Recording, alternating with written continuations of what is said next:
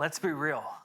How many times have we complained about the amount of screen time our kids are getting, and we commit to changing the rules, only to fall back into the same habits the next day?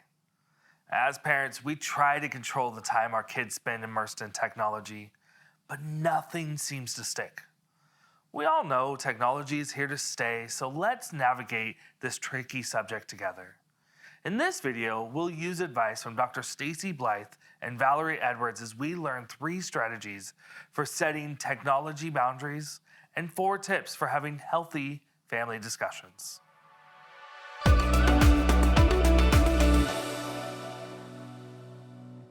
A recent study showed that children with a background of trauma are particularly drawn to technology, and many use it in a way that borders on addiction. In fact, these children were proven to be 3 times as likely to overuse media than children without trauma. Now, we already know that parenting these special kids often requires extra time, effort, and intentionality.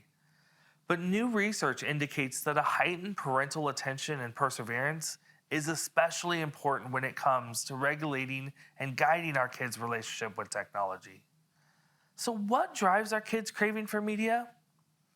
While researchers continue working on an answer to that question, some theories have emerged. The first is that insecurity and increased difficulty forming bonds with other people make the non-relational world of online entertainment more attractive for kids with trauma. On the other hand, it may also be a struggle with impulse control.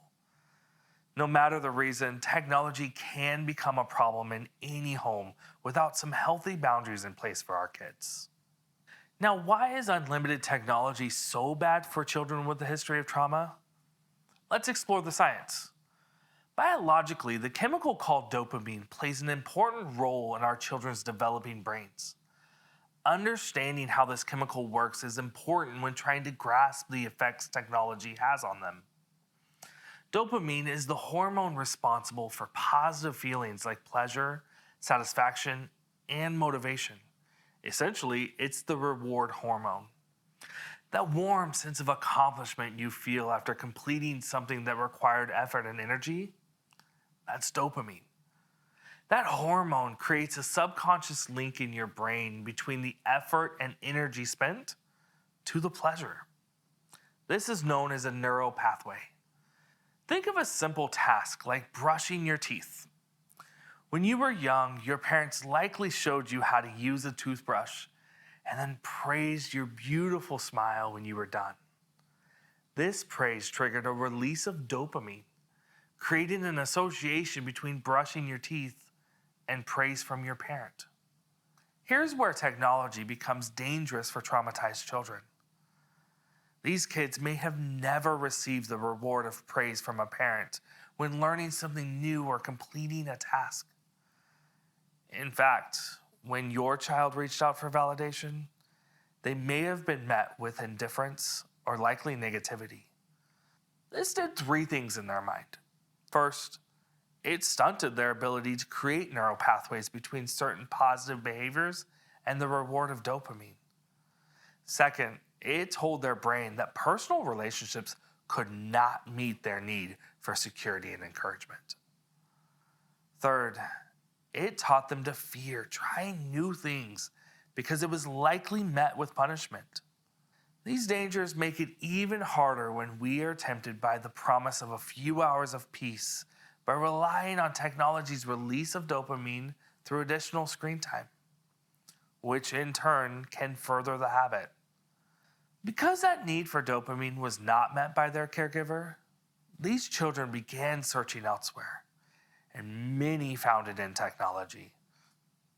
There, minimal efforts like playing a game or posting a picture are met with rewards like gold stars or positive comments on their appearance. This triggers the release of dopamine they'd been craving, and they can access it over and over again at the push of a button. This is how technology addictions are formed. The effects of constant exposure to technology can include, but isn't limited to, things like shortened attention spans, a reduced ability to self-regulate, and increased aggression. Sean Parker, the founding president of Facebook, said the thought process was, how do we consume as much of your time and conscious attention as possible? He explained that Facebook architects exploited a vulnerability in human psychology. Anytime someone likes or comments on a photo, he said it gives you a little hit of dopamine. Experts are utilizing our need for dopamine to get us hooked on technology.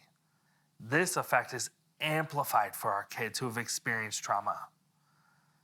Because they have had fewer positive experiences to build neural pathways, the receptors in their brain meant to receive dopamine are underdeveloped. Thanks to technology, this eliminates their need to do the hard, scary work of building relationships in order to receive dopamine. I mention these findings not to discourage you, but rather as a call to action. If children who have endured trauma are more prone to overusing technology, then those of us who care for them must be especially intentional about setting and enforcing clear limits on both time and content of screen use. Remember, this goes for ourselves as well as our kids who learn directly from our behavior. So what can we do? There is growing evidence that healthy parental engagement with tech can positively influence how our kids use it. We need to set clear boundaries for the entire household, and then we need to respect and model those boundaries ourselves. This will look different for every family, but here are a few suggestions. First, we want to create non-tech zones. Designate places in your house where technology is not allowed, like bedrooms, for example. In our home, one of those places is the dinner table. A few months ago, I rearranged our living room and created a dining space where we can have family dinners.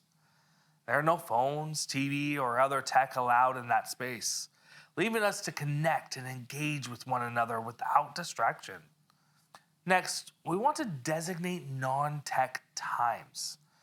Research shows that blue light that emits from most devices interferes with sleep patterns. In our home, all devices, including phones, TV, and video games, must be turned off at least 1 hour before bedtime.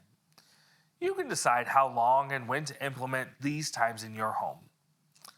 This power down period signals to our kids that it's time to start our bedtime routines, which, without tech, can provide another chance to connect. Last, we want to have non-tech activities.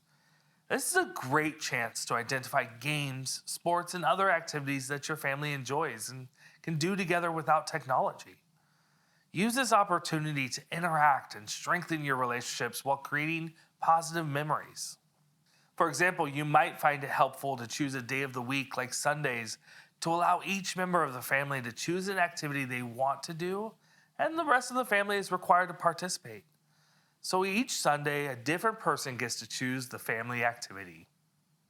Now that we are beginning to understand the importance of boundaries with technology, it's time to help our kids understand. How do we have conversations with our kids in a meaningful way so that they too have the knowledge we have and can adjust to the changes we make accordingly? Let's explore 4 practical tips for talking with our kids about tech. And just so you know, these tips can be used in any conversation with your kids. The first tip is you have to be intentional. Intentionality means going to a neutral location to talk, removing any distractions, and remaining mentally present for the entirety of the conversation. Being present with our kids shows we value them, and it makes a huge difference in how they view themselves. Having serious conversations in a neutral space like a park can put your child at ease and lower their defenses. My 12-year-old gets easily overwhelmed and takes time to process information and change. When we needed to have this talk with her, we took her to an ice cream shop. There, we were able to ease her into the new information without overwhelming her. Still, because we made an effort to separate this conversation from the rest of our day, she understood it was serious and paid special attention. The second tip is to create a safe space for emotions. Give your child permission to feel angry, mad, hurt, or sad. Tell them it's okay to have those feelings and to say anything they want. as long as they say it with respect. The best way to teach your child to manage and express their emotions in a healthy way is to model it yourself by sharing your own emotions. Be real about how you are scared for them to be exposed to some of the dangers of technology. Remember, technology triggers the release of dopamine and can create addictive tendencies. Don't be surprised if your child responds to the suggestions of limiting technology like someone with an addiction. They may react with anger or aggression or by withdrawing. Regardless of their emotions, you need to maintain a safe space for them to express their emotions. This will allow you to mitigate some of those big behavioral reactions. One way we did this was by asking our daughter directly how she felt about the conversation. My wife and I were quiet while she took the time to think and respond without pressure. We then followed up with her again that night and asked how she was feeling before bedtime after she'd had more time to process the information. The third tip is to be direct and honest. Kids are great at picking up on when adults aren't being real with them, so don't beat around the bush. Ask your children directly about how they use technology. This will give them a forum to be honest with you in a safe way. It allows for healthy dialogue and open conversation. Let them know about the dangers of technology. It might even help to share some real stories or examples. One way we were honest with our daughter was by sharing some hard but very real statistics with her. We explained how in Montana, the rate of child abduction is higher for the native population, and media use contributes to that. We didn't hide the fact that because of her culture, she was at a higher risk of being targeted online. Remember, you are in charge. Whether they agree with your reasoning or not, you make the rules, and they will then learn to live with them. Boundaries make kids feel safe. And the last tip is to be firm. Come to a clear understanding of how technology is to be used in your household, and then stick to it. If you bend the rules even once, be prepared for pushback the next time you try to enforce those boundaries with your kids. In other words, let your yes mean yes and your no mean no. This will also help your child learn to trust that you are true to your word. And a bonus tip is to give your spouse permission to keep you in check when you are tempted to make exceptions to the rules for yourself or for your kids. There it is. Be intentional, be safe, be honest, be firm. The truth is, technology is here to stay, and it isn't all bad. We use it every day at work, at home, and on the go. The thing to remember is that we have to keep control over technology so that it doesn't begin to control us. Boundaries are both healthy and necessary. I hope this has been helpful as you continue learning about how technology affects the brain, how it impacts our relationships with our kids, and how to set healthy limits around it in an intentional and honest way. It may take time, but eventually your children will emerge better for it. Who knows? They may even thank you one day.